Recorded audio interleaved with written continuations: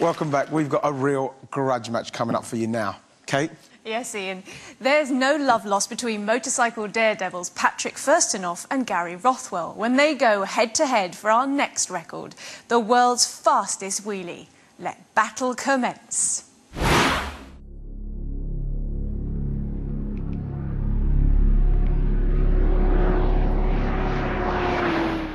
Two men, one bike, one remarkable world record challenge, and a day that begins with an act of extraordinary generosity and ends in controversy. Meet Patrick Firstenoff, the challenger from Sweden. I believe you're going to beat it sometime. No problem. The bike is powerful enough.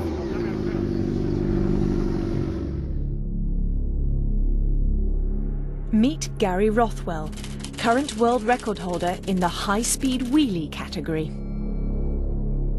So, it's feeling good. Damn good.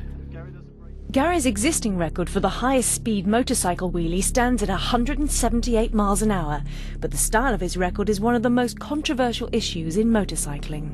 It's a wheelie, but it's not a proper one. It's cheating wheelie, like, it's not good enough to call it a world record, because you need to go for at least 300 yards. Patrick insists that it's cheating to only lift the front wheel off the ground as the bike passes through the timing lights. My wheelie is like going from second gear, third gear, and through the gearbox all the way to the end. A proper wheelie, he argues, should last for several hundred yards, but on the morning of this most demanding of record challenges, the engine on Gary's bike blows up in practice.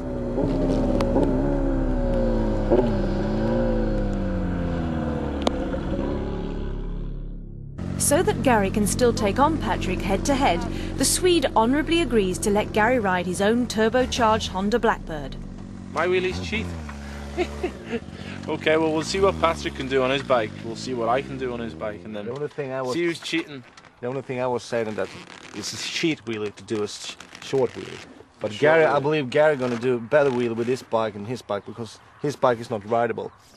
And he can borrow my bike, no problem at all. If he crashes it or broke it, you have to pay for it. Yeah, there's no problem. We 6 feet under, I won't. Yeah, but take it out anyway, he can try the bike after I've tried it, no problem.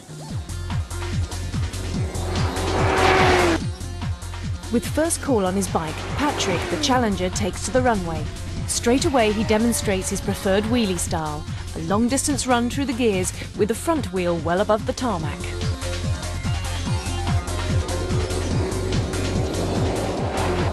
As his speeds increase, however, the wheelie distance gets much shorter. Remember though, this is approaching 3 times the national speed limit. On his 13th run, Patrick clocks a speed of 182 miles an hour, breaking Gary's existing world record. 182. Congratulations. Thanks. Was it all the way through the timing lights? That was a wheelie. Sure? Yep. Are you going to give Gary a go? Yeah, you can try now.